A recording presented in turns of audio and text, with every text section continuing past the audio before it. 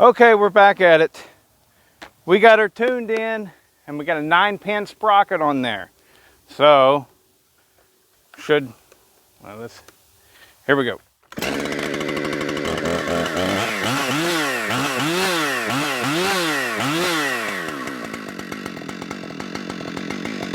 See what you got.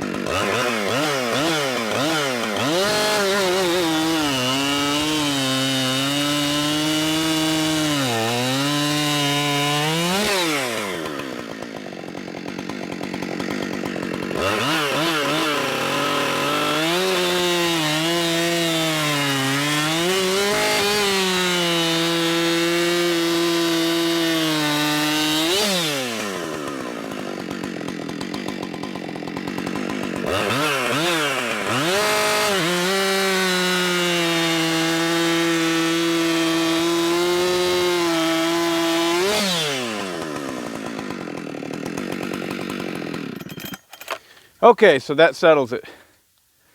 That is the way that 2100 should be pulling more than that.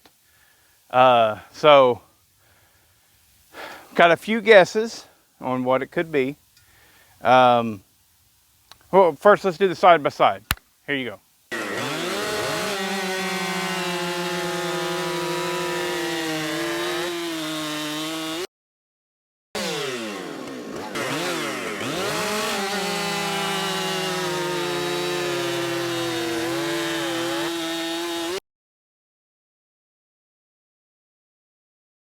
Okay, guys, so what to say? Hey, you like my shirt? I hope you know a pack of chainsaw. What? A chainsaw. Anyways,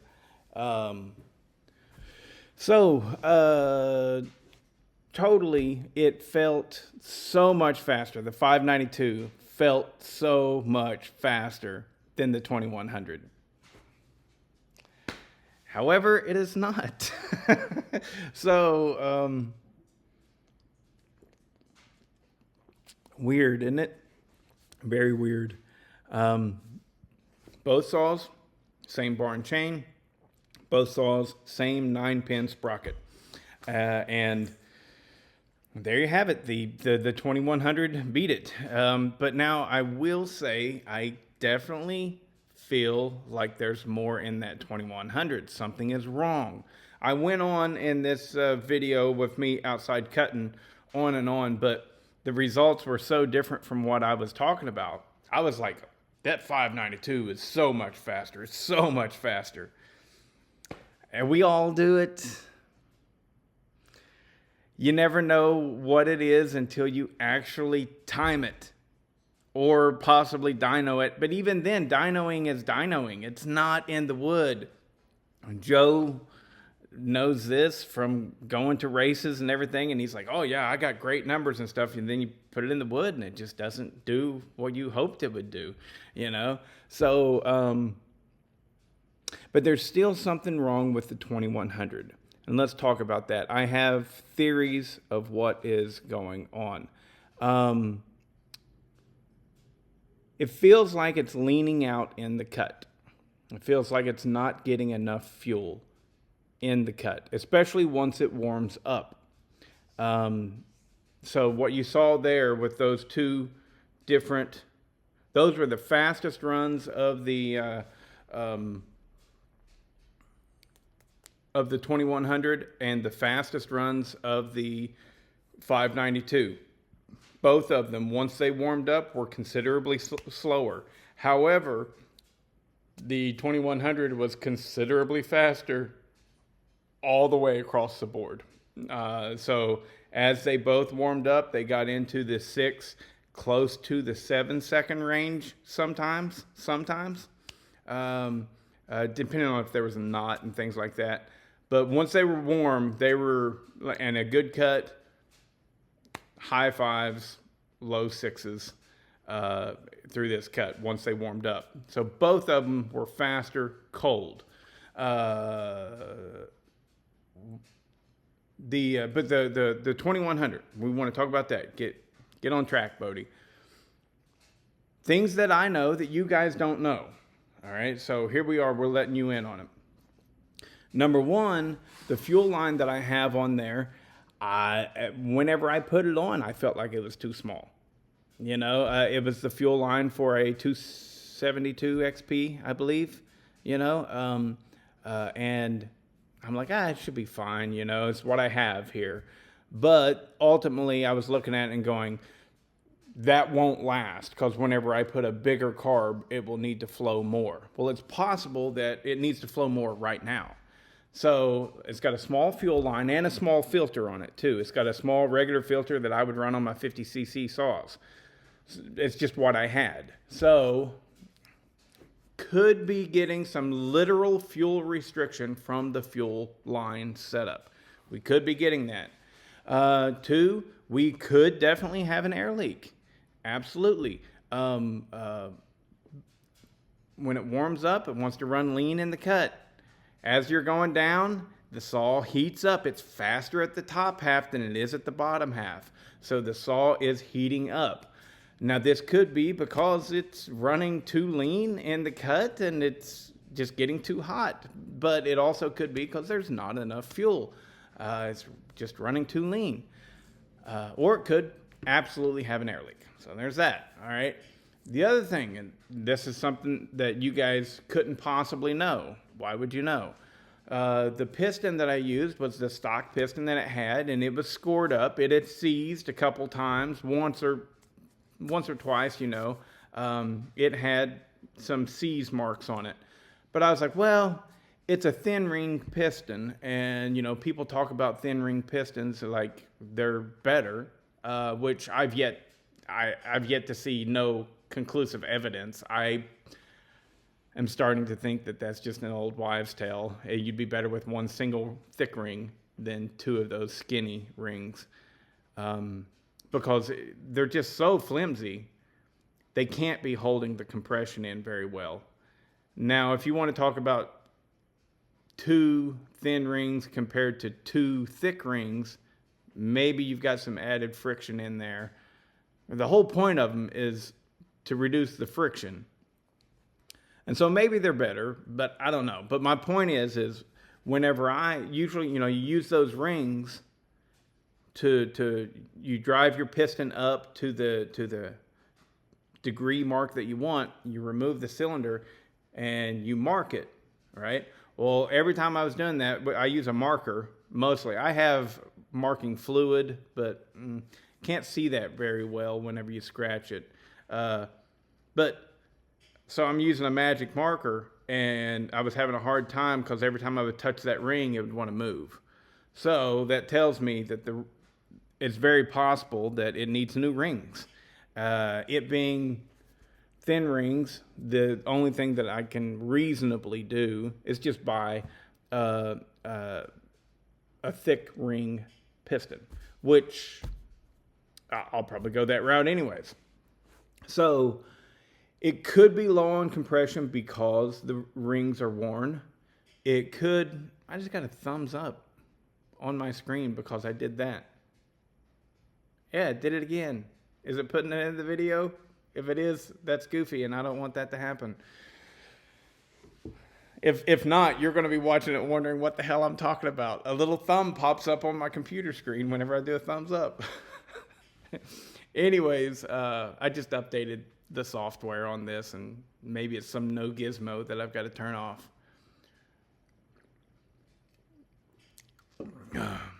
So what have we covered? Could be the fuel line is too small. Could be the rings aren't sealing up good enough and I don't have good enough compression. And then third, I guess I could need to give it a little bit more timing, but I don't think that's the problem. Um, but the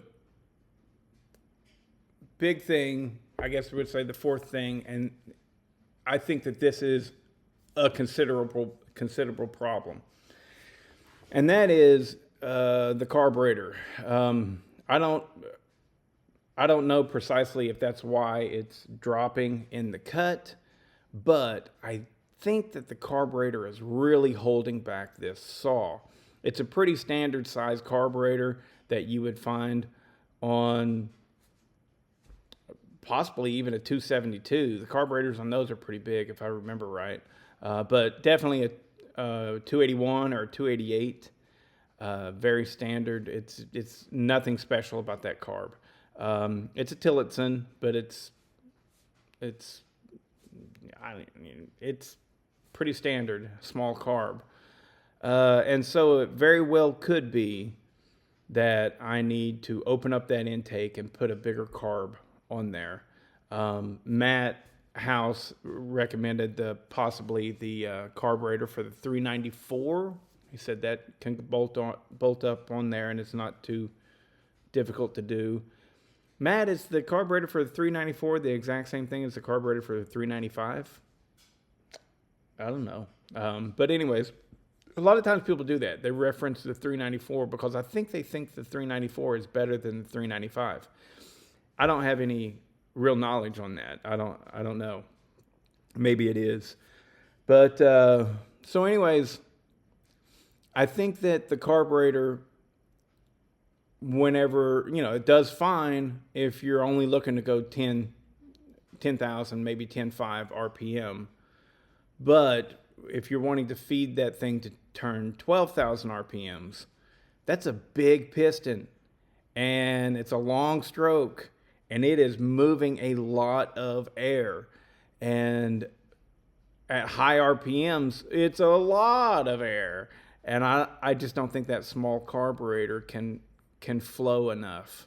So I think that the next step is going to be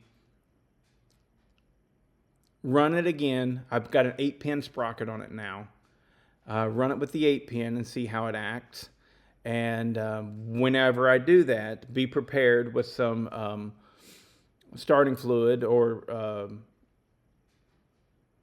carb cleaner. Yeah, be prepared with some carb cleaner so that I can spray it and check for leaks around the intake and stuff, and just to see, right?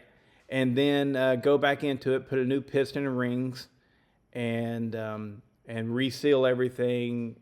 Like with the intake block, I didn't even use a gasket. I used Hylamar, and it very well could be that in that situation where it's getting saturated with fuel, it might have washed that out. I don't know, but yeah. So more to do on the 2100. Right, we've got to put a bigger fuel line on there with a bigger fuel filter. We've got to put a new piston and rings in there. We've got to get appropriate gaskets so that we can actually seal up that intake block properly, because I think that maybe it could possibly be leaking there. And then ultimately we need to look at possibly replacing that carburetor with something better.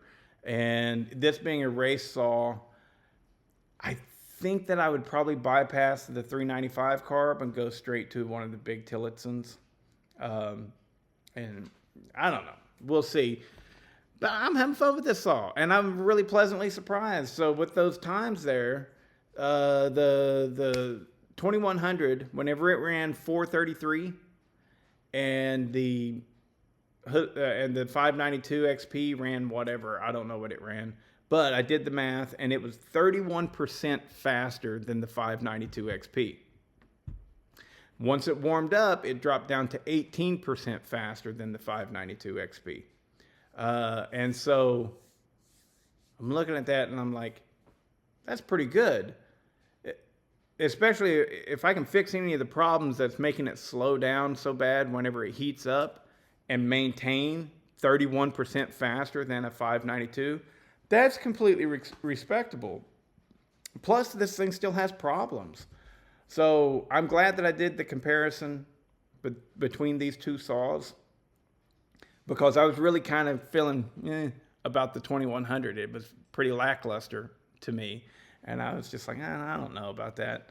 But yeah, comparing it against the 592 now, that's all right, especially considering I completely still 100% think that the 2100 has problems that need to be dealt with. So I'm back onto the happy train with the 2100.